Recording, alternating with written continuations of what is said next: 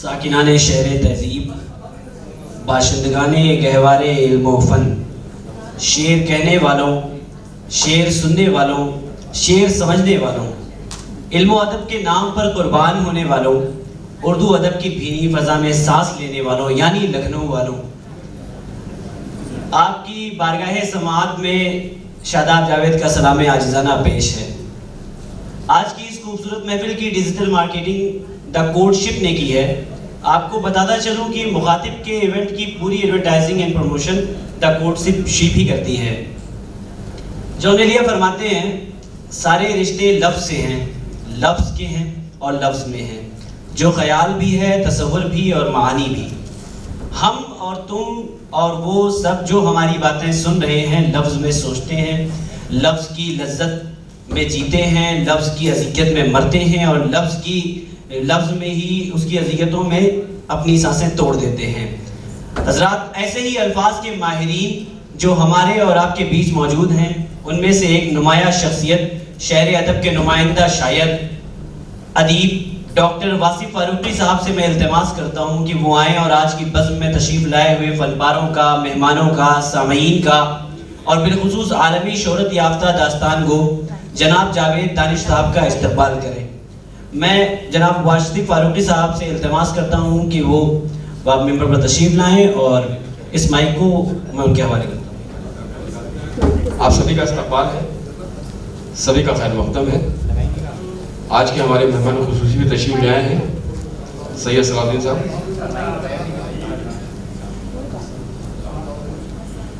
ریان صدیقی صاحب، شازیہ قدوائی، معراج حیدر صاحب، پرویز ملک زادہ صاحب، تمام معززین موجود ہیں۔ بہت ہی سلیکٹڈ گیدرنگ اس فن کو دیکھنے کے لیے اور اس کو سننے کے لیے یہاں موجود ہے۔ جو فن ہم نے اپنے بچپن میں تو اس کو محسوس کیا تھا، دیکھا تھا، لیکن جیسے جیسے ہم لوگ بڑے ہوتے گئے وہ فن ہمارے سماج سے، ہمارے گھروں سے بہت دور ہو گیا۔ پرانے وقتوں میں مجھے یاد ہے، میرا بچپنا تھا جس زمانے میں، تو خاص طور پر مجھے وہ منظر یاد آتے ہیں کہ وہ نانیاں اس زمانے میں اپنے نواسوں اور نواسیوں کو جو کہانیاں سنایا کرتی تھی وہ داستان گوئی کا ہی ایک جز ہوا کرتا تھا۔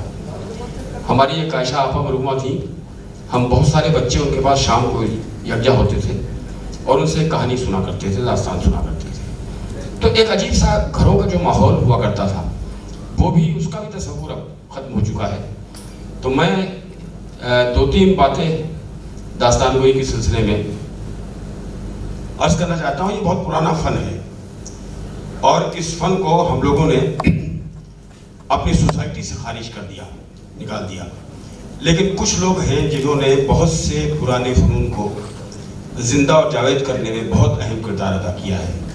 اسی میں آج کے ہمارے جاوید دانش صاحب ہیں، میں ان کے بارے میں چند باتیں عرض کرنا چاہتا ہوں، ذرا سا سماعت کر لیجیے اور اس کے بعد ان کا استقبال فرما لیجیے گا۔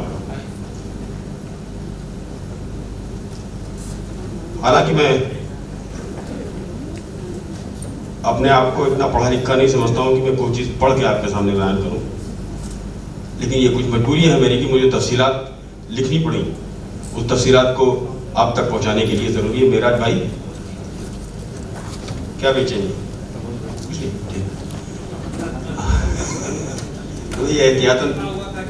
احتیاطاً پوچھ لینا چاہیے، احتیاطاً پوچھ لینا چاہیے۔ معزز خواتین و حضرات، جاوید دانش یہ اپنے آپ میں مکمل نام ہے، ایک آئیکونک پرسنالٹی ہے یہ، جن کو کسی تعارف کی کوئی ضرورت نہیں ہے، لیکن ان کے سلسلے میں کچھ گفتگو ضروری ہے۔ جو لوگ واقف نہیں ہیں ان کی شخصیت سے کو بتا دوں، ایک تو خوشی کی بات یہ ہے، سب سے زیادہ ہمارے لیے مسرت کی بات یہ ہے کہ ان کا اوریجن لکھنؤ ہے، وہ یہیں کے ہیں، لیکن ہجرتوں کی اذیت سے جو لوگ گزرے ہیں، کسی ضرورت سے کسی نے ہجرت کی ہو یا کسی مجبوری میں کسی نے ہجرت کی ہو، اس ہجرت کے کرب سے گزر کر جاوید دانش صاحب تقریباً 40 برس سے کینیڈا میں مقیم ہیں۔ تو میں ان کے سلسلے کی تھوڑی سی گفتگو، جاوید دانش کسی تعارف کے محتاج نہیں ہے، بالکل بین الاقوامی شہرت اور انعام یافتہ ڈرامہ نویس، شاعر اور داستان گو ہے۔ کینیڈا میں پچھلے 40 سالوں سے مقیم ہے اور رنگ منچ कनाडा के आर्टिस्टिक डायरेक्टर हैं। जहाँ जहाँ उनका तारुफ में आपको जो बातें अच्छी लगती हैं तो उनको तालियां बजा के उसकी तारीफ कर दीजिए। आर्टिस्टिक डायरेक्टर हैं, उन्हें ये इफ्तिखार हासिल है कि वो शुमाली अमेरिका और यूरोप के पहले और वाहिद दास्तान को हैं। तालियां बजाने वाली बात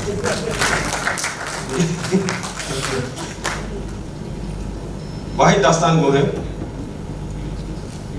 16वीं सदी के गुमशुदा फन दास्तान गोई अरब, ईरान और अफगानिस्तान से होते हुए हिंदुस्तान आया और दिल्ली में मीर बाकर अली ने इस फन को आसमान की बुलंदियों पर पहुंचा दिया। मगर 1920 में उनके इंतकाल से ये मकबूल फन रफ्ता रफ्ता फरामोश किया जाने लगा और कोई 10 साल कबल शमसुल रहमान फारूकी साहब ने इसको दोबारा बाजियाफ्त की और महमूद फारूकी ने इसे मॉडर्न स्टेज तक पहुंचाया। दास्तान गोई में रमजिया किस्से और इश्क और हुस्न की बात हुआ करती थी। फिर तिलिस्म होश रुबा और अमीर हमजा की दास्तान के साथ नई कहानियों को भी इसमें जगह मिली।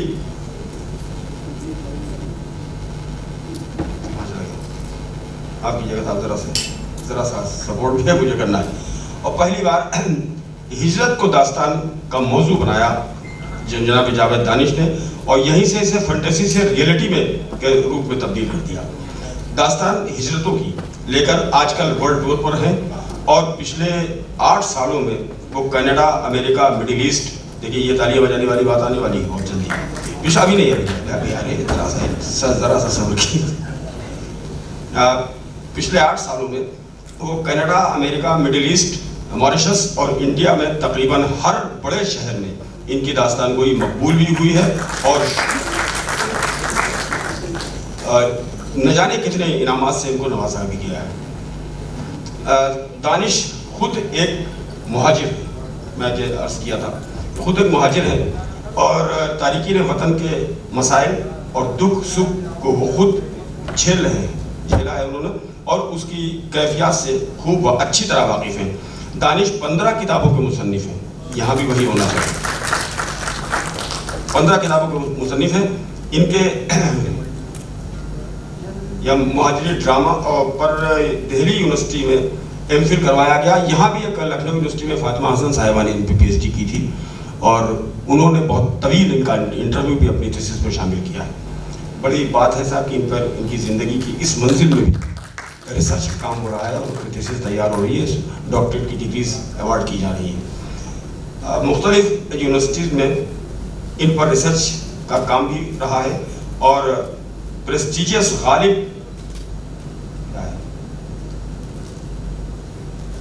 Delhi Sadaf intellectual award Doha Qatar और जाने कितने अवार्ड्स हैं, बहुत सारे अवार्ड्स का इसमें तस्करा है।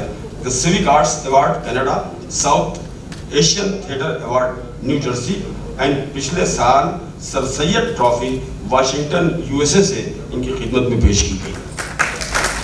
ये लंबी फहरिस्त है जिसकी तफसील में जाने की ज़रूरत नहीं है। बस ये है कि आप सब लोग दानिश साहब को देखिए भी, उनका गुफ्तगू का अंदाज भी सुनिए और एक शेर में दानिश साहब जैसी शख्सियतों के लिए ही अक्सर पढ़ता हूँ कि जिन्होंने अपने किसी मकसद के लिए अपनी ज़िंदगी सर्फ कर दी हो, तो उनके लिए बड़ा अहम शेर मैं समझता हूँ। मेरी शायरी बहुत कमज़ोर सी है, हमेशा रही है, लेकिन कुछ शेर मैंने ऐसे कहे हैं जो शख्सियत पे पूरे उतरते हैं और जावेद दानिश साहब की शख्सियत पर ये मेरा मतला यकीनन मुकम्मल तौर पर उतरता है कि हमने दीवारों दर के कांधों पर काट दी उम्र छत बनाने में, हमने दीवारों दर के कांधों पर काट दी उम्र छत बनाने में, जिंदगी खर्च करनी पड़ती है शख्स को शख्सियत बनाने में। तो ये जो शख्स जब तब्दील होता है शख्सियत में तो कैसा बनता है और अपनी रियाजत उसमें शामिल होती है, अपनी ज़िंदगी का एक एक लम्हा वो सर्व करके इस मंजिल तक पहुंचता है जहां उसकी इज्जतें होती हैं, जहां उसको इनामात और एजाज़ात से नवाजा जाता है। ज़ोरदार तालियों से मैं चाहूँगा जनाब जावेद दानिश का लखनऊ की सरजमी में इस्तकबाल किया जाए। हम लोगों का उनसे एक रिश्ता ये भी है कि वो अलीगेरियन भी है, आपको मालूम है बात, आप अलीगेरियन भी है, तो इसलिए जज्बाती तौर पर भी हमारी वाबस्तगी है उनसे। मैं बहुत इज्जत और एहतराम से, बहुत मोहब्बत और अदब से जनाब जावेद दानिश से इल्तमास करता हूँ कि बराह करम मंजर आम पर आएँ, आप लोग उनका तालियों से इस्तकबाल कीजिए.